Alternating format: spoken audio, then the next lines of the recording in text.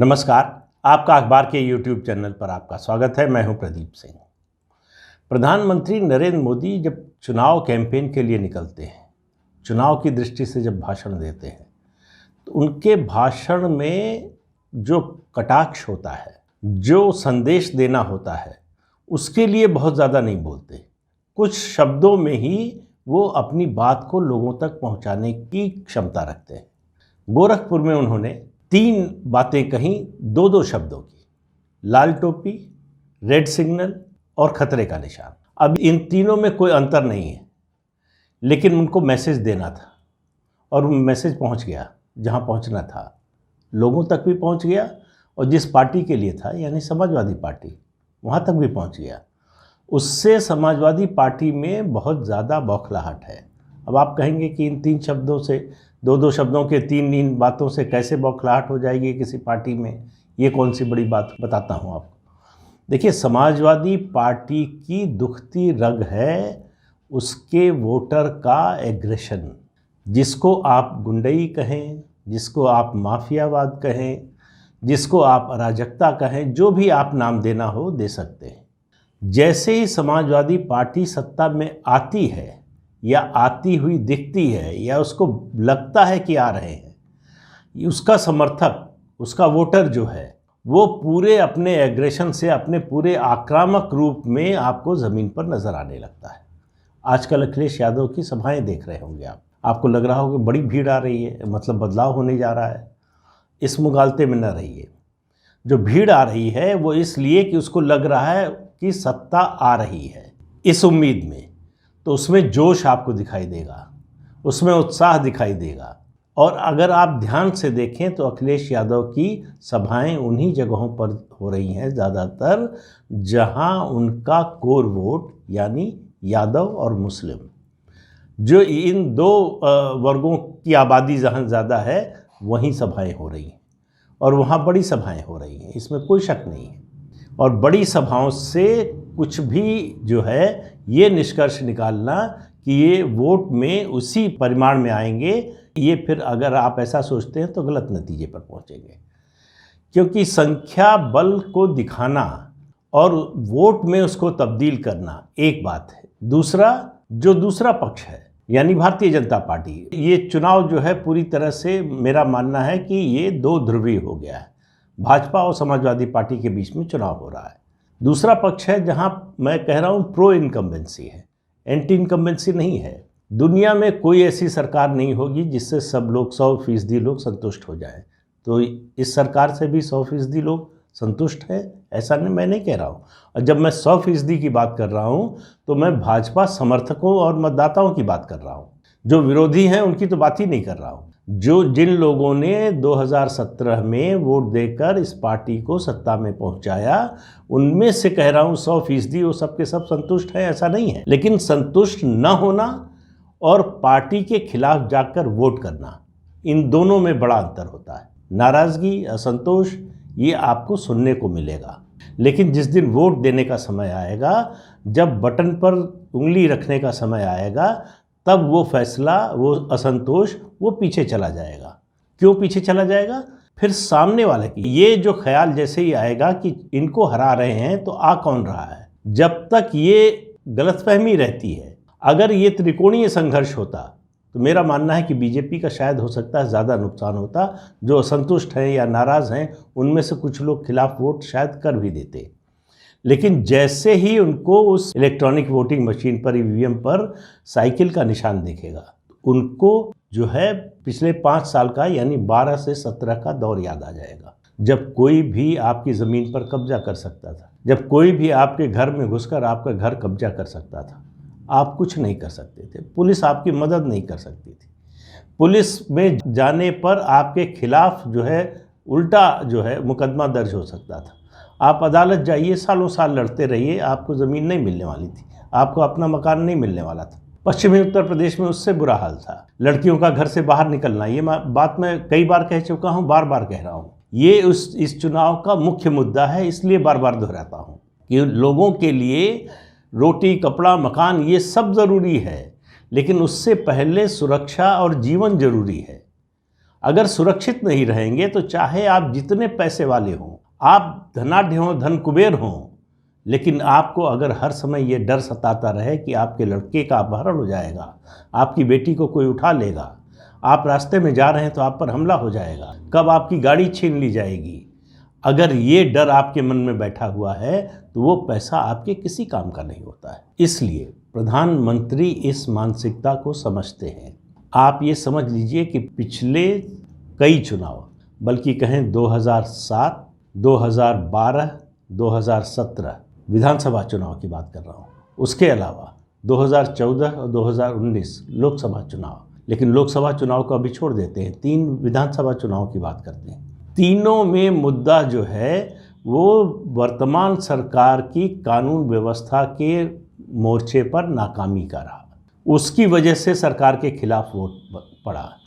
पहली बार मैं आपसे कह रहा हूँ, नतीजा आएगा तो देखिएगा, पहली बार ऐसा हो रहा है कि कानून व्यवस्था के पक्ष में जो है वोट पड़ने वाला है।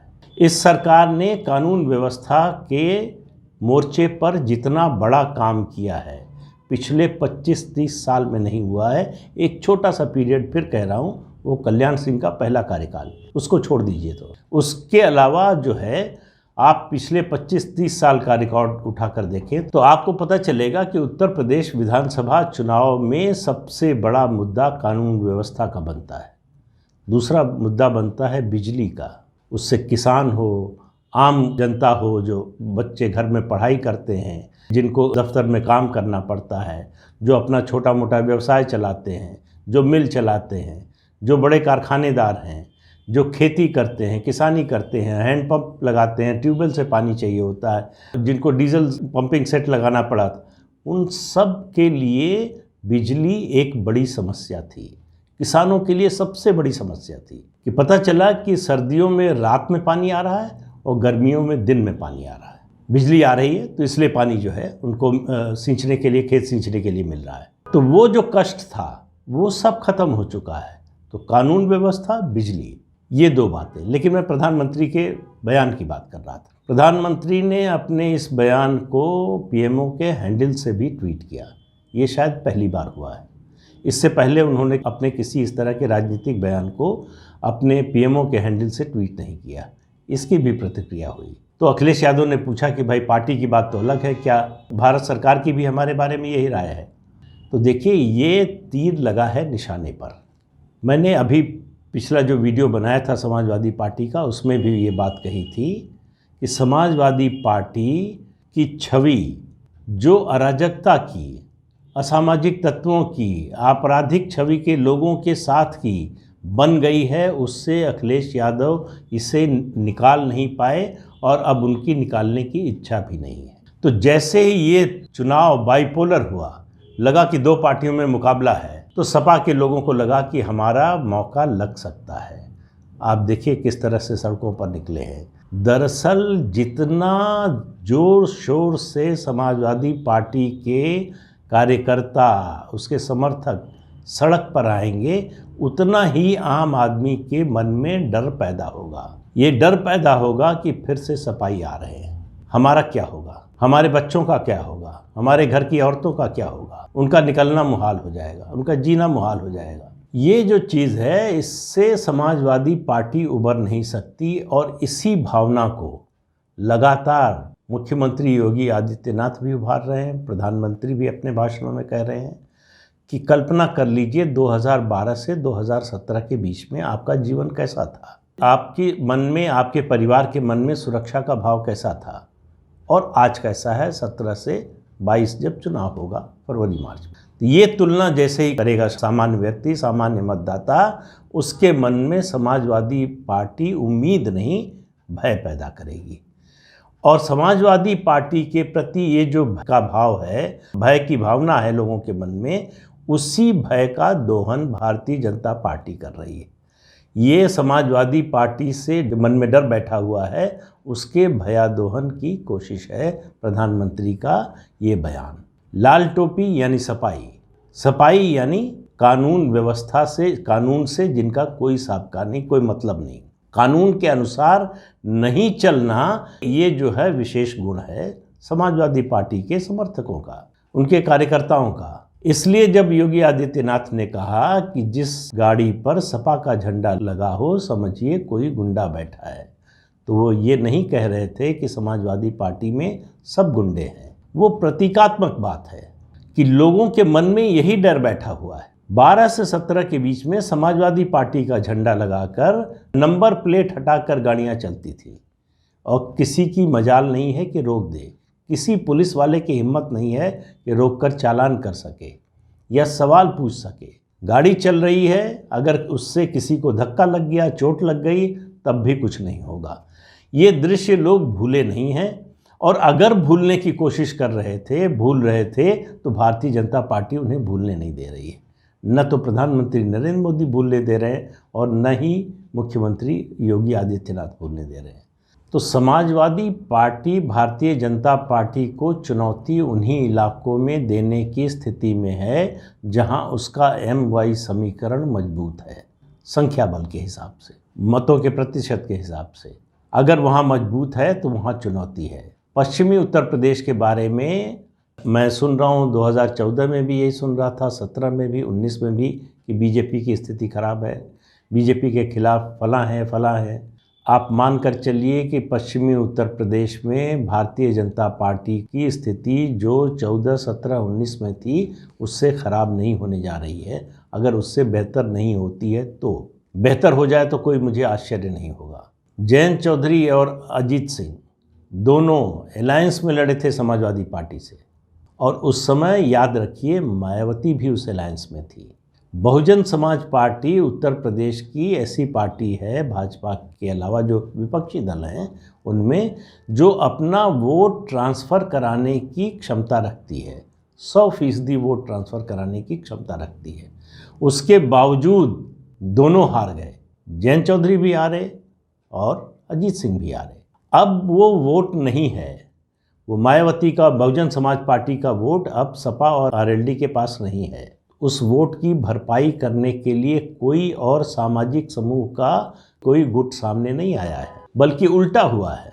जो अति पिछड़ा वर्ग के लोग हैं वो जाटों के इस एग्रेशन से जो जयंत चौधरी के कार्यकर्ता और उसके नेता दिखा रहे हैं, उससे और ज़्यादा गोल बंद हो गए। इसलिए कह रहा हूँ कि पश्चिमी उत्तर प्रदेश में बीजेपी को कोई नुकसान नहीं होने वाला है 2017 की तुलना में।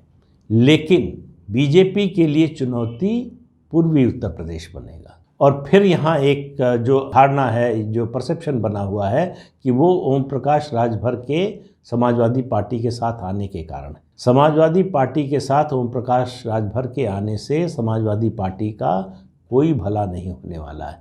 राजभर वोट उसे मिलेंगे, लेकिन वो राम अचल राजभर के आने से, जो बहुजन समाज पार्टी के बड़े नेता थे, राजभर वोटों पर उनकी ज़रूर पकड़ है। लेकिन जो ओम प्रकाश राजभर के समर्थक थे उनमें बड़ी नाराज़गी है। जिस तरह से सरकार में आने के बाद उन्होंने चाहे मंत्री पद हो, चाहे दूसरे पद हो, सरकारी पद, वो सब अपने परिवार के लिए तय कर लिए। इससे आम लोगों में नाराज़गी है। कहना तो लोगों का यहाँ तक है कि अगर जहूराबाद जो उनकी विधानसभा की सीट है वहाँ से ओम प्रकाश राजभर खुद चुनाव हार जाएं तो कोई आश्चर्य नहीं। तो इसलिए ये लाल टोपी, खतरे का निशान, रेड अलर्ट, ये आपको आने वाले दिनों में चुनाव तक और ज़्यादा सुनने को मिलेगा। पश्चिमी उत्तर प्रदेश में 2013 के दंगे की बात सुनने को मिलेगी और पूर्वी उत्तर प्रदेश में आपको सुनने को मिलेगा ये लाल टोपी, क्योंकि यहाँ मुस्लिम यादव समीकरण काफ़ी मजबूत है। लेकिन बसपा के जाने का से मेरा मतलब है बसपा के कमज़ोर होने का। क्या असर होगा, किसको फ़ायदा होगा, किसको नुकसान होगा, ये किसी दूसरे वीडियो में बताऊंगा। तो इंतज़ार कीजिए। बसपा के कमज़ोर होने का लाभ किसको मिलने जा रहा है, इसकी बात विस्तार से किसी और वीडियो में करूंगा। तब तक के लिए इंतज़ार कीजिए। आज के अंक में इतना ही। अगले अंक में फिर मिलेंगे किसी नए मुद्दे के साथ। तब तक के लिए इजाज़त दीजिए। नमस्कार। आपसे अनुरोध है कि ये चैनल देखिए, शेयर कीजिए, लाइक कीजिए और सब्सक्राइब ज़रूर कीजिए। नमस्कार।